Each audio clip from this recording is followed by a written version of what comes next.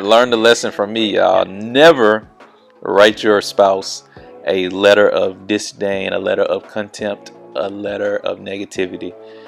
Don't do it. Just learn from me. Don't do it. Well, I know this man did not email me. I do remember. We use all forms of communication. What? Who wants to open it? In this episode, we're going to talk about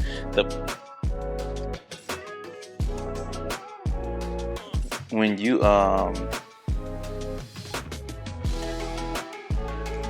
was 3, what was your favorite thing to do? I want you to make sure you pan the camera on me when you do the edits here. I can't remember 3 days ago. I don't know what happened when I was 3. I remember when I was 3. I know you do. So when I ask you what I said earlier today and you tell me you don't know, I'm confused because you can remember what happened when you were 3. Yeah. Well, I just remember sitting, like when I was 3 years old, I remember like sitting in the bathtub and thinking about, wonder what my future wife doing right now. I really hope that we I wasn't thinking those type of thoughts at 3. Now, when I hit like teenage years, I was thinking like, I wonder what my future wife doing right now. Mm-hmm. I used to just have that thought. I know, you told me. So I wonder what were you doing when we were 12? Probably sitting in the grass somewhere. Probably so. Starting a fire. Yeah, very true. All right. So on episode 3, what are we going to be doing?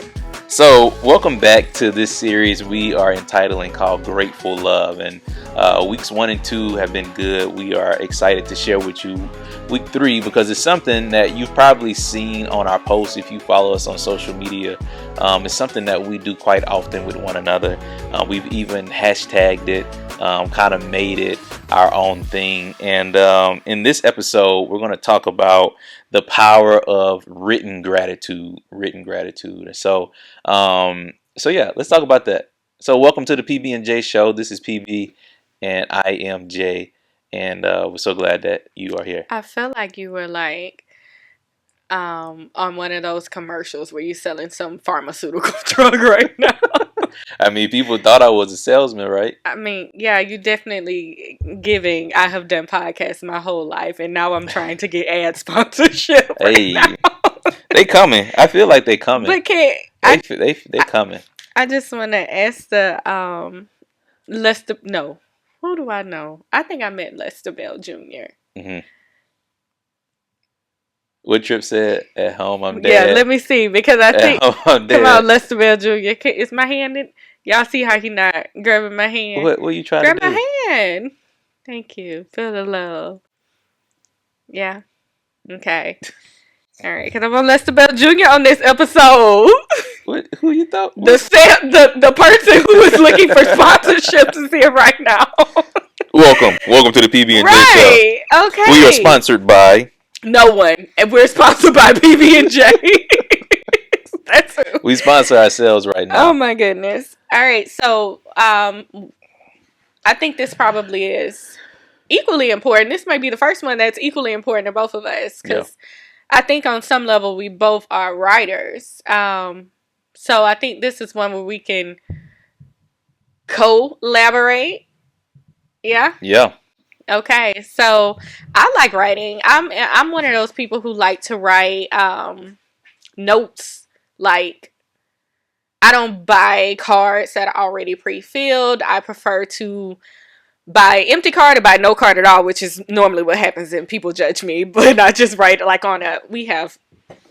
anyway, I write it on like a notepad and share my thoughts and my feelings.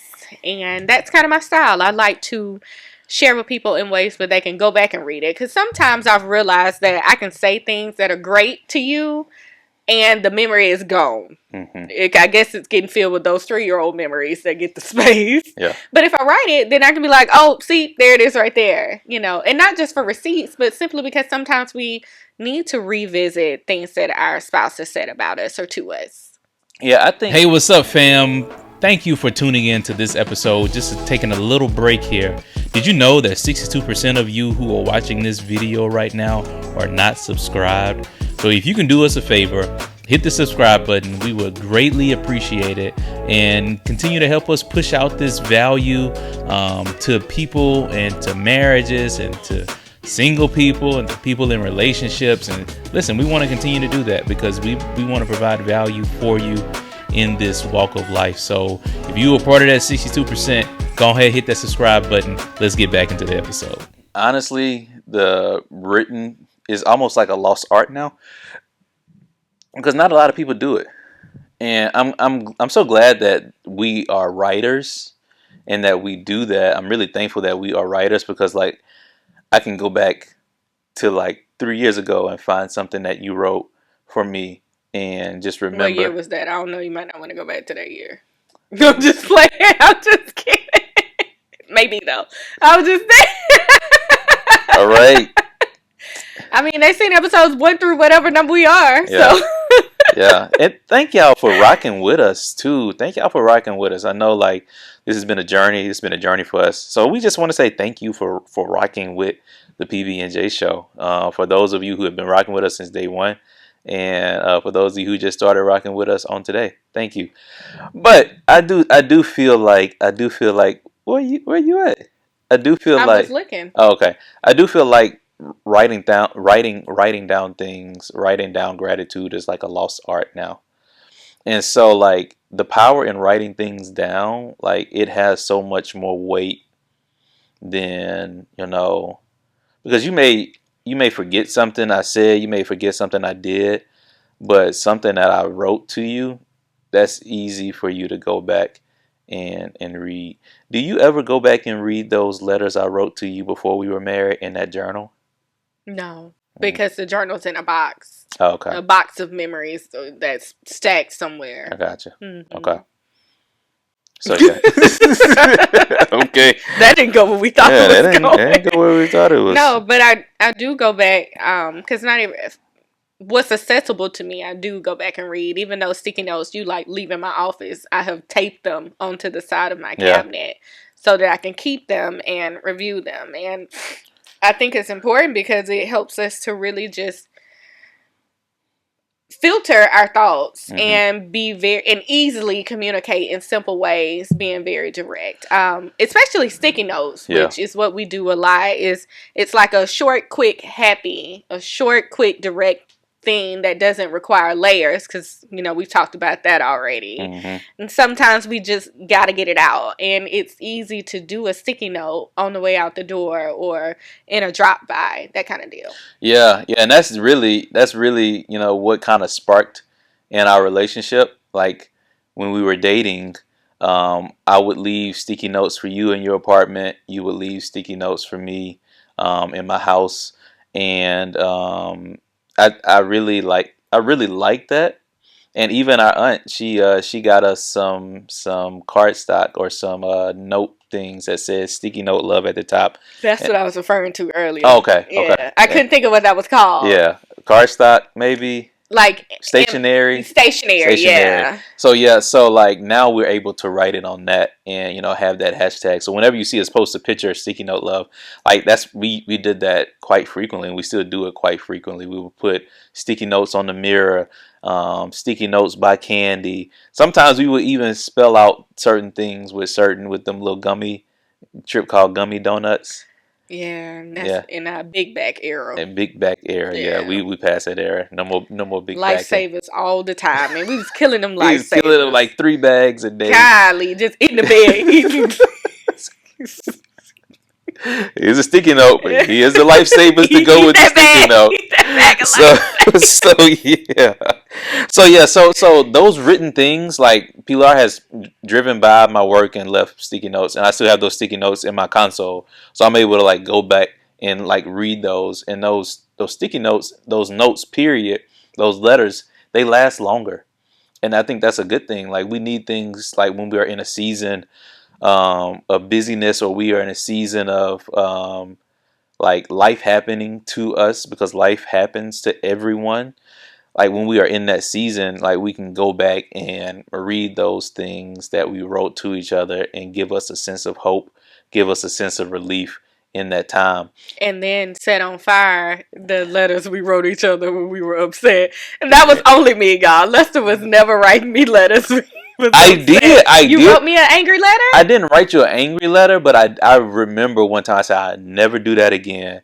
I wrote a letter to you about how I felt about something, like you didn't do something and I was upset about it, and I wrote you a letter, and that caused a not so good argument.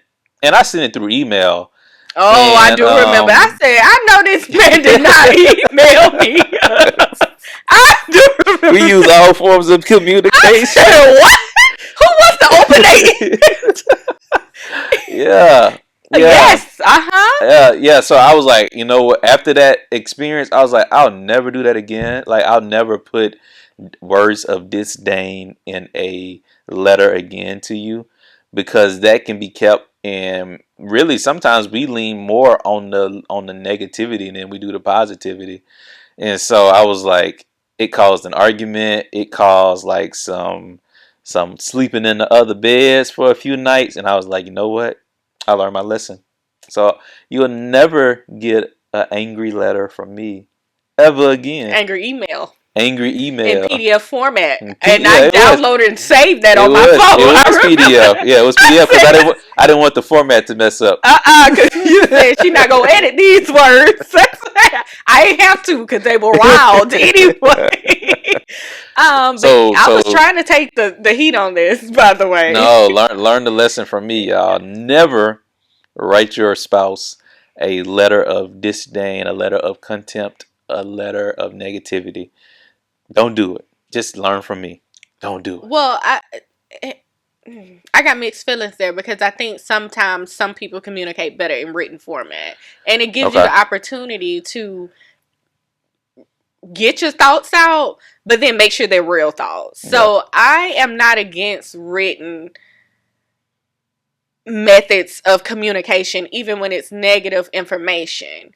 I think that you probably should reread it before you decide to shift that over. And I think that has to be followed up with some actual face-to-face conversation. Yeah. And I'm going to say that it shouldn't be out of the blue. Like, your partner should not think things are fine and then just get an email from you that you're upset. Yeah. Like that, or a text message that you're upset. Yeah. I think it has to be like an atmosphere of understanding. Like, the purpose has to be. Now, I'm not talking about the letters I wrote you. I was just pure sad and disappointed and all melancholy and whatnot. Melancholy. You know, I was. When I look back, I'm like, oh, I was just so dramatic and gray. Like, I remember, like, being in the tub, teary and writing. Just whatever drama I saw, I was reenacting. And I don't think that's appropriate. Yeah. But I do believe that there is some way to communicate non-verbally that can be safe and healing. Yeah, and you are right about that. In my letter, I think I wrote just all negative things. Like, I didn't write anything that I want me to pull it up because I can find it. We can all review this we're together. Not gonna review it. As a matter of fact, that might be why I stopped opening emails from you. I was like, I ain't doing it. Yeah. So like, it was. I think we're gonna have to use one of the principles that we talked about in the first episode with talking about appreciation, dampening defensiveness. Yeah. And so I think it has to be the same way in written form as well. Because more gratitude than disdain and negativity. And I think that works best, because if it's just all like negativity, then the person feels blame, they feel shame possibly. And it's just a lot of negative emotions that you're creating in a letter, because you never know how someone may interpret that as well. That part. And so you have to just be mindful of the interpretation they may have. Mm-hmm. You have to be mindful of the wording you may use, because it's written.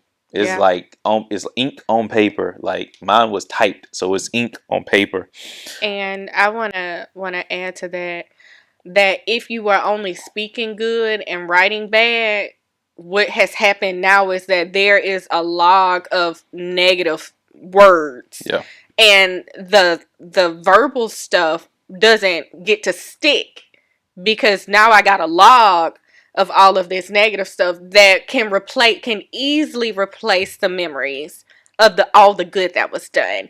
So it is much better to have a written form of gratitude, especially when you may have a written form of disdain. We want to Balance it out. unbalance that out. Balance it out. Yeah, it doesn't want to be equal amount, because one negative thought lasts much longer than one positive.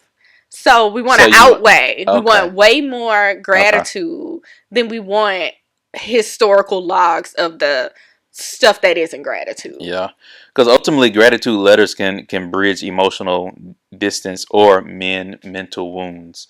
So I've heard somewhere, I read it in a book, that for every negative comment that's said, you need at least like 2 to 5 positive compliments to help like wash it out. Because a 1-to-1 to that, like the person is gonna analyze more. Like me, I'm gonna analyze more the negative. But if I have more positive evidence and more positive things said and written in the letter, then I'm going to weigh that more, because it in our minds, it shows that that is more weighty than just a negative thing. Now, sometimes our minds can make the negative thing more weighty, but the more positive things, you want to have more of those than the negative things. And so a key takeaway that we want you to take from this episode is this: when you write gratitude, you rewrite connection. I'll say it again. When you write gratitude, you rewrite connection. And so we should be rewriting connection by written words of gratitude to our spouse, to our friends, to our family. We should be rewriting reconnection, and that's that, rewriting connection rather, because that's what gratitude letters do. So babe, you have something you wanted to add to that? No, I was just gonna go into the challenge. Okay, let's hear it. Okay, let's do one gratitude letter a week. Not a week. Yeah, we only have 3 weeks left. This is week 3, so this week and next week, 2 weeks left. Next week is Thanksgiving. Yeah, and then it's December. Okay, yeah. So yeah, let's do one gratitude letter a week to your spouse. So we don't have to do 2. Yeah. And let's see what difference it makes. See if you notice a change in the atmosphere in your home and the culture of your home and your willingness to serve and to be verbal with your partner. But let's do that. And when I say a letter, I mean like at minimum 2 paragraphs. Yeah. And then put it somewhere that they can find it, roll up on it, where it feels special. They are taken off guard, and it's more like a little happy. Got a little treat. Yeah? Yeah. Okay. That's good. It's a good challenge. It's awesome, y'all. Well, thank y'all for joining us in this episode 3 of Grateful Love. If you do us a favor, share this with your family, share this with your spouse, share this with your friends, and hit that subscribe button below. Comment on if this series has really been helping you. So we love y'all. We'll see you. I'm waiting. I'll try to drag out the words. You don't have to. You don't have to. I'm dragging out the words. So see, it's the PB&Jae show. That's not how it go. I'm running out of voice. No, you're not. Yes. Okay. I appreciate your voice. Thank you. Let me write down. Let me send you a it's text message. There we go. See what appreciation does. See y'all. Bye. See y'all next week.